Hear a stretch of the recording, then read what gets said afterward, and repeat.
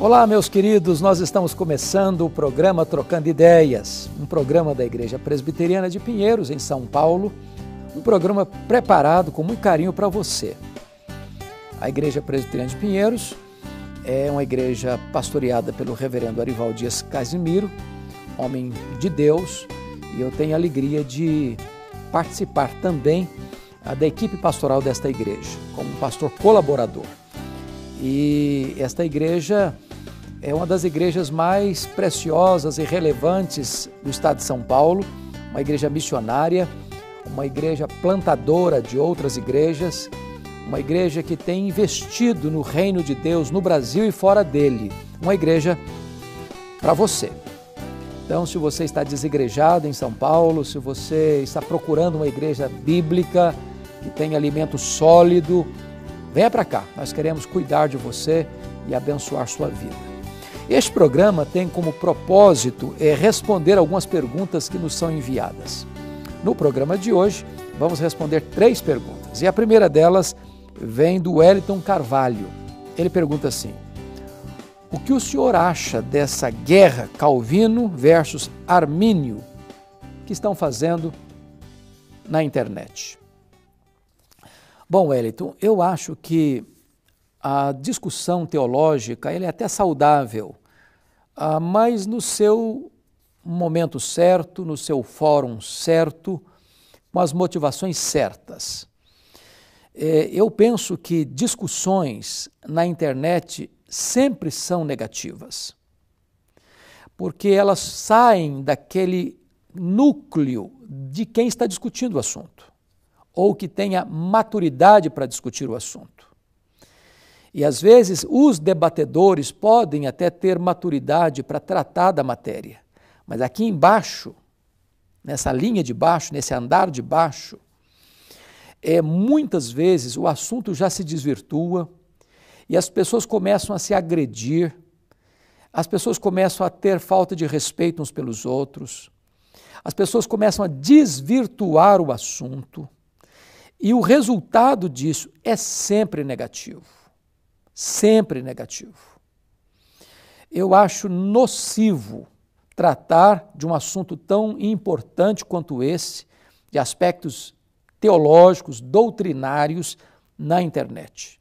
Eu acho que quem quer discutir o assunto pode até, e até acho plausível que faça isso, mas com respeito, com dignidade, no fórum certo, com as pessoas certas, com a motivação certa, para edificação do corpo de Cristo e não para romper a comunhão, os relacionamentos fraternais que devam marcar o povo de Deus, o povo evangélico, seja do Brasil, seja de qualquer outro lugar do mundo.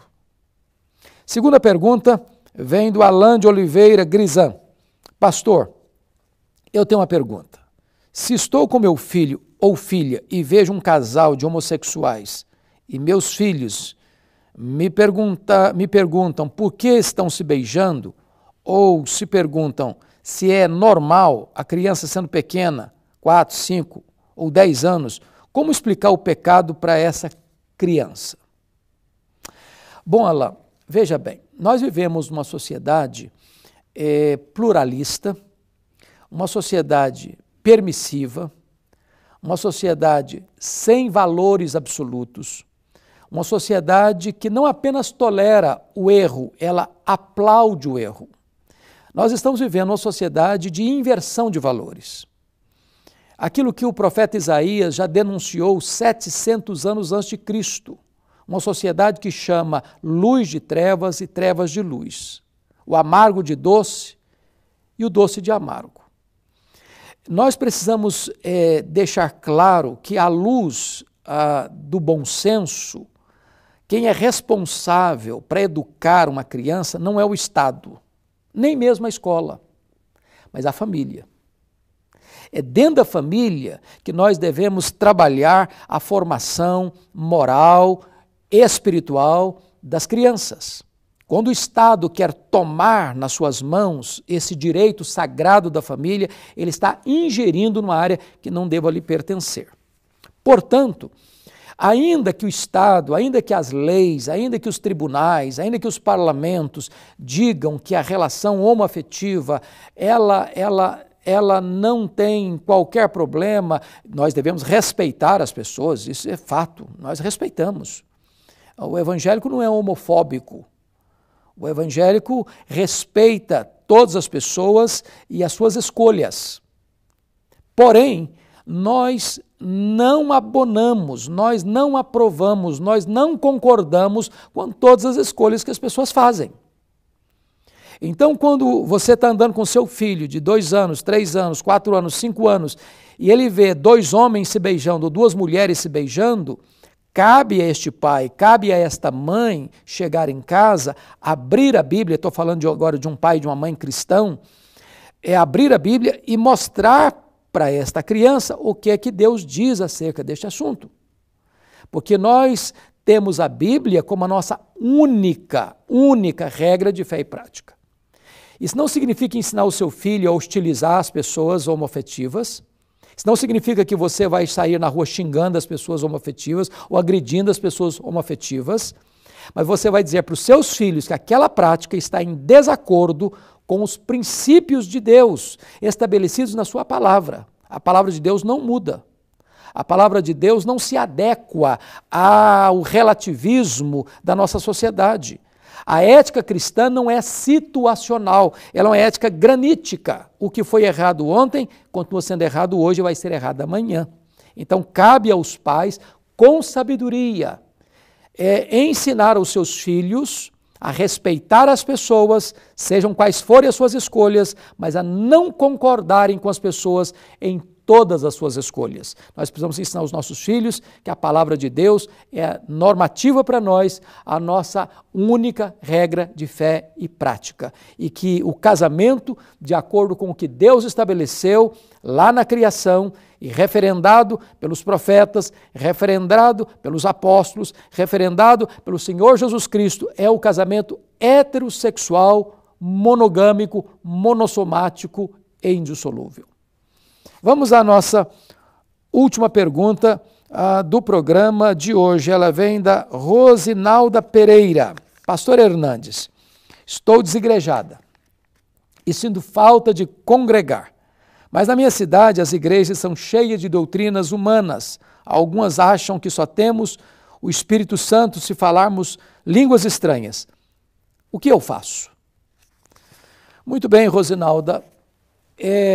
Eu penso que você deva buscar uma igreja onde a palavra de Deus seja ensinada com fidelidade. Nós não podemos tirar a nossa consciência esclarecida pelas Escrituras quando frequentamos uma igreja. O importante é ter uma religião, o importante é ter uma igreja. Não, nós não concordamos com isso. Uma igreja precisa ter compromisso com a palavra de Deus. Ela precisa ter compromisso com as Escrituras. Ela precisa ensinar a verdade. Então, uma pessoa que se arrepende dos seus pecados e crê no Senhor Jesus, ela é uma pessoa regenerada. E ela é regenerada pelo Espírito Santo. Ninguém pode dizer Jesus é o Senhor senão pelo Espírito Santo. Então, os dons espirituais não têm a ver com salvação. Nem todos os salvos têm todos os dons. É isso que Paulo ensina com total clareza lá em 1 Coríntios, capítulo 12, capítulo 14. Nem todas as pessoas que foram salvas pela graça, mediante a fé, e que são habitadas pelo Espírito, regeneradas pelo Espírito, e têm os dons dados pelo Espírito, têm todos os dons. Nem todos falam em outras línguas, nem todos profetizam, nem todos têm o dom de misericórdia, nem todos têm o dom da administração, nem todos têm o dom de ensino, nem todos têm o dom de socorro. Então, a Deus, na sua soberania, distribui os dons. Tem dons distribuídos pelo Espírito Santo, tem dons distribuídos pelo Senhor Jesus Cristo, tem dons dados pelo Pai. Então, quem dá os dons é Deus, e não há nenhum grau de espiritualidade em você ter recebido este ou aquele dom. Ninguém é mais espiritual porque tem este ou aquele dom. Por exemplo, a igreja de Corinto era uma igreja bebê espiritualmente, uma igreja carnal, diz o apóstolo Paulo. E era uma igreja que tinha todos os dons. O que define a espiritualidade de alguém não são os dons, é o fruto do Espírito. É o caráter de Cristo esculpido em nós pela própria obra do Espírito Santo. Mas se você procurar na sua cidade, você vai encontrar certamente uma igreja comprometida com a palavra de Deus. Recomendo a você que você procure e comece a frequentar esta igreja e você possa crescer no conhecimento e na graça do Senhor Jesus Cristo. Este é o programa Trocando Ideias.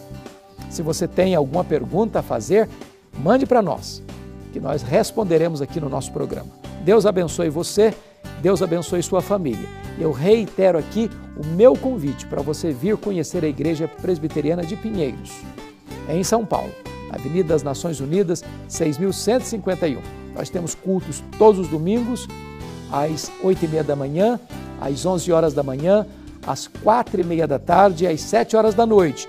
2 períodos de escola bíblica dominical, 9h40 e 17h40, 5h40 da tarde. Conexão com Deus toda segunda-feira, 8 horas da noite. Mulher Esperança toda terça-feira, 2h30 da tarde. Eu não sei se até lá vão estar em quarentena.